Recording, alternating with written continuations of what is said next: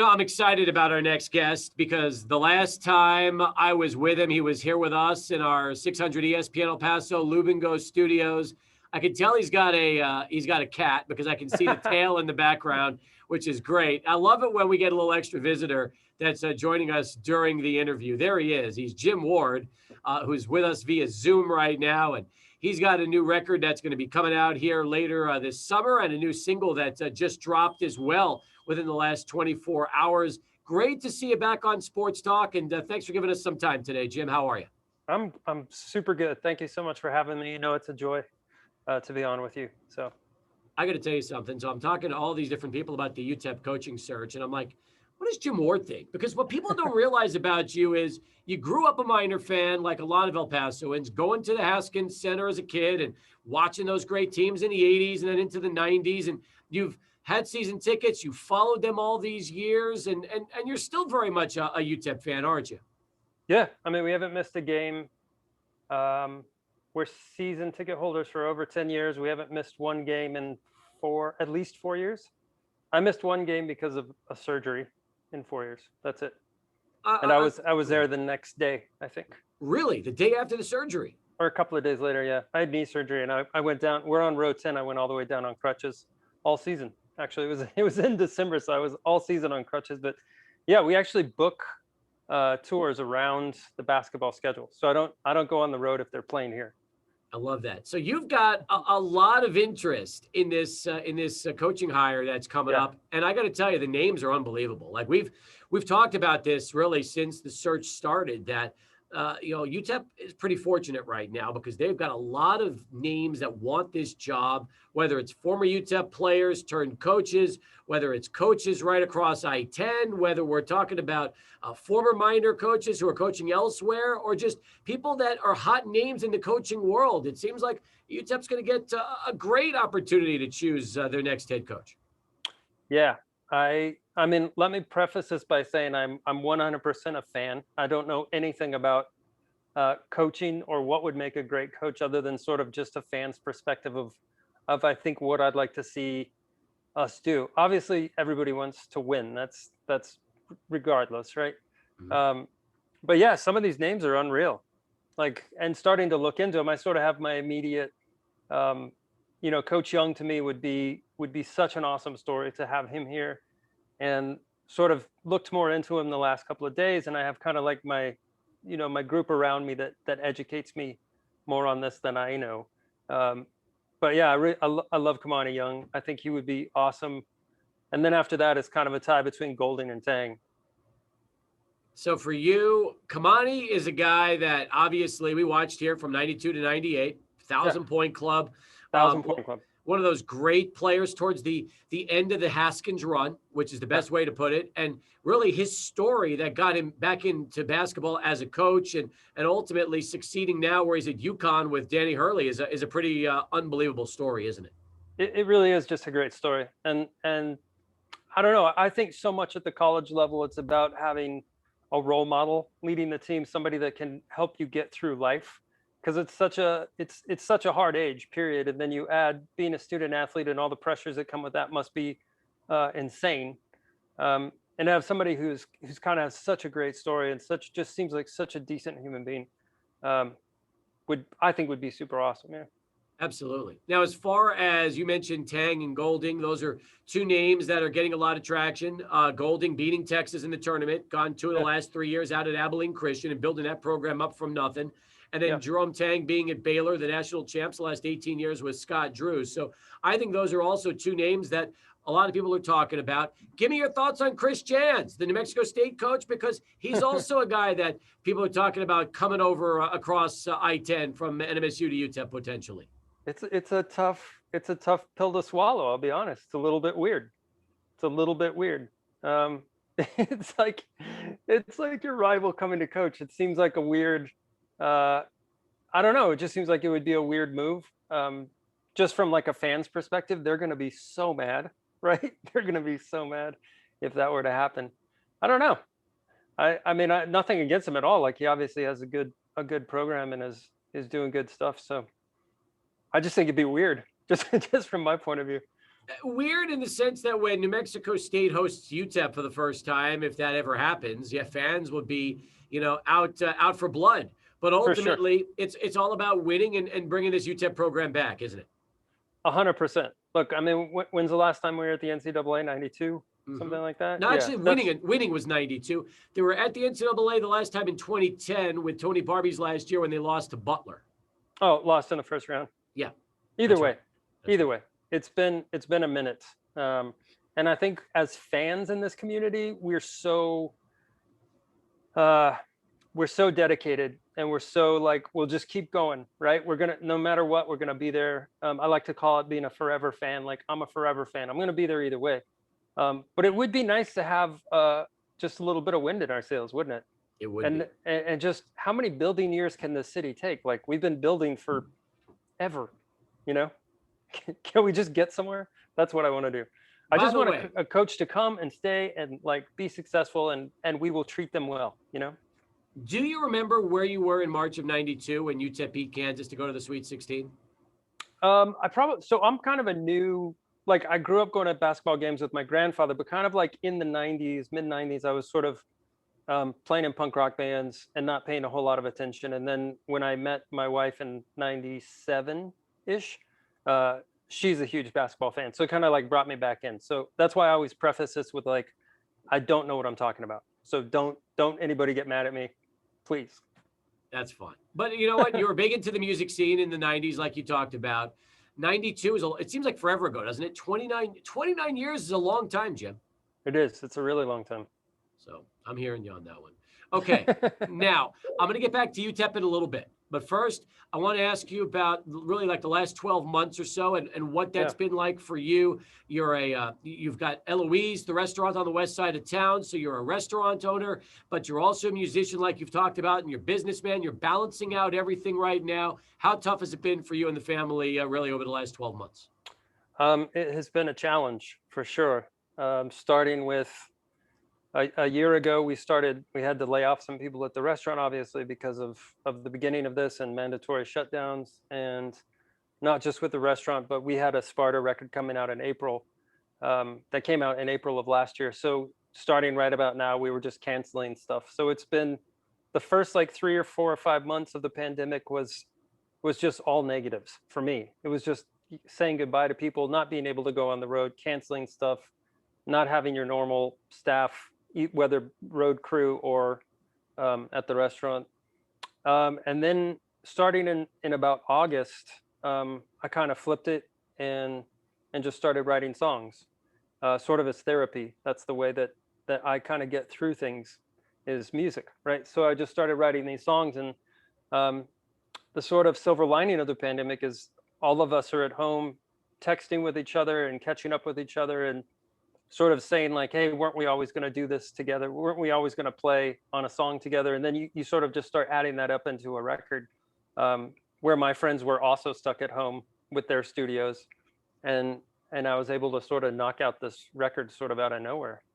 That's terrific. Now, the name of the record's going to be Daggers. Daggers, yeah. And the first single that's coming right off of it is Paper Fish. And Yes. I had a chance, we're going to play in a moment. I had a chance to watch the video, which is up at YouTube, and you can check it out on your website at jimwardofficial.com. That's jimwardofficial.com. This is an interesting story because as I watched the video and watched the song, but listened to the song and the lyrics, this sounds very personal. And I wonder if this is it an autobiographical song for you and kind of, your wishes at this point and really your thoughts on just life in general, or does it not really relate to you specifically as a person? No, 100%. This is my story. And this is actually the last song that I finished working on for the record. So it's the last song that I sang. And I usually do lyrics and vocals last anyway. So this was like the very last thing I did on the record. And it's pretty rare for me to sit down and have everything sort of pour out at once.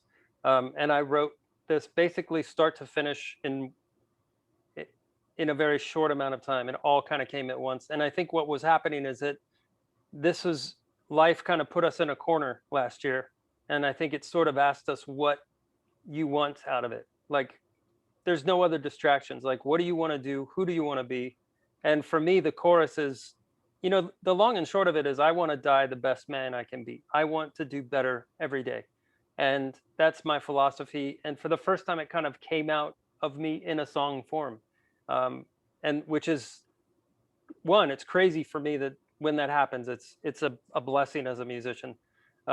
Two, I just couldn't be more proud of what this record sort of stands for and where it came out of, and the fact that it's probably one of the most positive things I've ever written in one of the darkest times. Would you call this song the most personal song that you've ever written before as an artist? Easily. Yeah. Wow. I mean, I have a few songs that sort of deal with grief that are personal, but I tend to write very oblique. Is that the right word? No. Mm-hmm. Yeah. It's not always easy to tell what I'm talking about. I write in a way that makes it sort of you can associate with it without me telling you what it's about. So that's one reason if people ever ask me what a song's about, I kind of say, like, what does it mean to you? That's more important than what I'm trying to say. This is a song where it is 100% what I'm trying to say is in the song. And I hope it relates to people's lives, because it really is, you know, you just want to be a good friend. You want to be a good person. And you kind of want to learn from your mistakes, you know, like the bridges that I burned. I keep that with me. I want to remember that. I want to know why I did that and how I can not do that again, or sort of find the lesson in this life that I've had so far. Before I play the song, how about the name Paper Fish?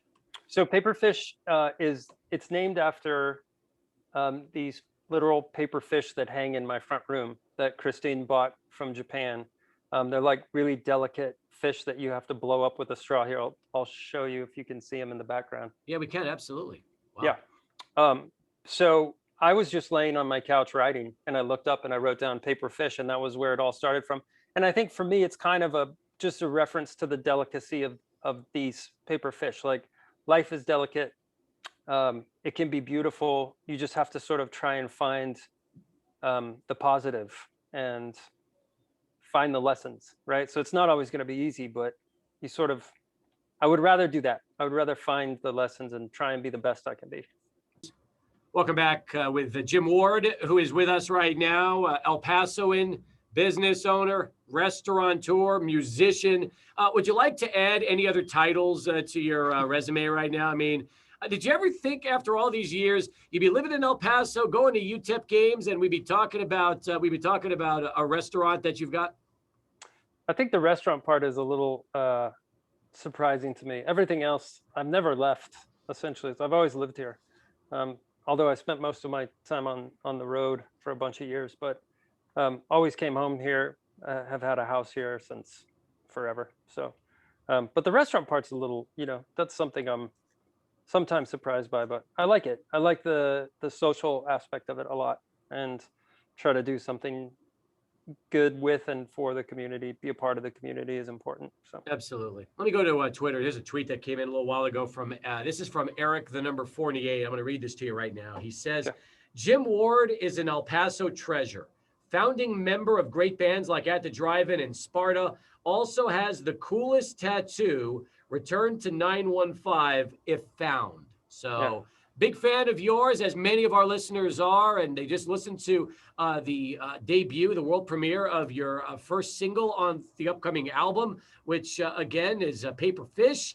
And I think everybody, after hearing that, is going to be excited for the rest of the project, especially since you said that was the end. That was the last song that was completed in this album.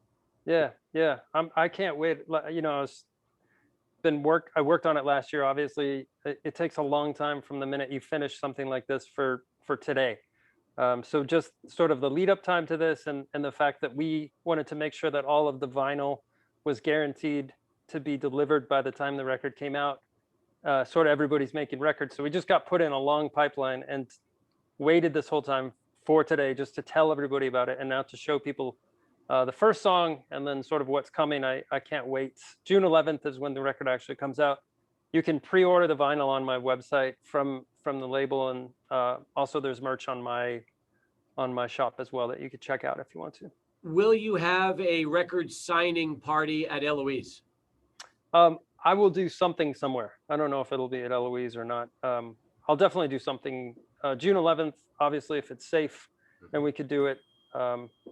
I take this stuff pretty seriously. So I don't blame you. I think we should. Yeah. That's the whole point right now.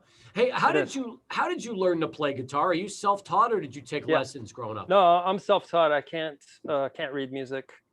Don't know most of the phrases if people try and talk to me about music. I can kind of fake my way through some of it, but I think that it's, I was surrounded by people that supported me doing what I love to do without putting these sort of parameters on me, and that's kind of what was one, great to be from this community, and then also great to be part of the scene that I grew up in, the punk rock community, where um, it's all about sort of passion, and it's not about proficiency at your instrument as much as it is about just believing in what you're doing. So, grew up listening to the Clash and bands that just told me it's about, you know, rock and roll. Now, you taught yourself guitar. Nowadays, I know everybody uses YouTube and other things to teach themselves. Have you ever taught others guitar? Like, have you ever had any kids and you've kind of showed them how to play guitar the way you learned? So I've never had like sort of one-on-one things, but during in sort of this long lockdown period, I've started like, I'll show people songs on Instagram or whatever. I'll just make little videos of like, hey, if you want to play along with this song, this is how it is. It's really simple if you can watch me play it, maybe, as opposed to, because it's a good way to learn, just sort of watching somebody and I can walk you through it. Mhm. More just out of wanting to keep connected with people and fans and friends. And so I've started doing a bunch of those things. I have a thing on Instagram called Friday Beers, which I sort of just call up a friend on a Friday on Instagram and have a beer and just talk. And it's been a fun way, I think, for fans to sort of be able to see those conversations and also ask questions. And I've had a bunch of super great people on there. Now, we have a huge beer drinking following. I love craft beer. We talk about it with Jay Yeah. Jaffe every week, and he reviews beers. What is your beer of choice? What type do you enjoy drinking the most? So my favorite all time, hands down, the beer, if I was like, you can only have one beer on this desert island, would be Sierra Nevada Pale Ale. It's my favorite. It's been my favorite for so long. Other than that, like I, like a lot of people, I think I went through the big IPA, super flavor kind of period, and now I've been really interested in pilsners and lagers and just trying to get to the lighter side of the flavor profile. And it's Mhm. kind of, it's one of those things like good vinyl, right? Like, it's, once you start learning about it and you start finding the sort of like the lower, I don't know how to explain. It's like, it's harder to make good pilsner, right? And then I sort of have this new appreciation for people that can make something that is so few ingredients taste so amazing, if that makes sense. It does. It makes sense. All right. As far as the rest of 2021, what does Jim Ward have in store for us over between now and the end of the year? It's a lot of months we're talking about, and let's just Yeah. assume. Let's hope for the best. Let's hope everything Sure. goes well. What can we expect from you? So we will start. We are now imagining what October would look like if it's safe to go out, and I have very little faith that will happen, because, like I said, we've spent a year booking and postponing and canceling, and I think at some point you just have to release yourself into the ether and just let it be. Like, if we go out in October, great. It'll be a trio, me and a rhythm section, and I think Matt Miller from Sparta, the bass player, is going to be with me for this record, and we'll play Sparta songs sort of in a new way, along with my solo stuff. And I cannot wait to do it. Obviously, all of us are dying to get back on the road. But other than that, I'll be here, be working to make sure that Eloise stays the best that we can make it, and continue on like my whatever random adventures come my way. And you'll be going to UTEP basketball games, and looking forward to seeing course. the team, the new coach, and what course. This season can bring. Yeah, it's like honestly, the UTEP basketball games are the only thing I went to during the pandemic. That's the only thing that I was like, the risk is worth going. And when we were allowed to go, we went. We sat by ourselves. We didn't talk to anybody. We didn't drink anything. We never took our masks off. We stayed like 20 feet away from everybody. And I posted a picture of one of the games and said, I would be lying if I said this isn't weird, but I'm happy to be here. And so many people wrote me and were like, so jealous that you're getting to go see basketball. So that's what I'll be, looking forward to. Hopefully a full season, we can go and sit next to each other and be safe, and everybody is happy, and we have a great coach and we do well. That's what I look forward to.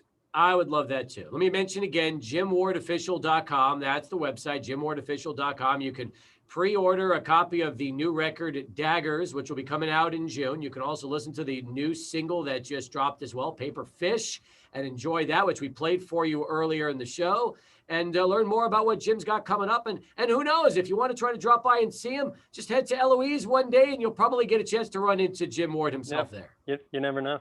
Awesome stuff. Hey, listen, terrific having you back on. Thank you. Definitely need to do this more often. Let's get you back when the album officially gets released, and we'll talk more then. But in the meantime, enjoy the conversation, and anytime you want to come back on, you're always welcome here. Awesome. Thank you so much, Steve. Good seeing you, man. You too.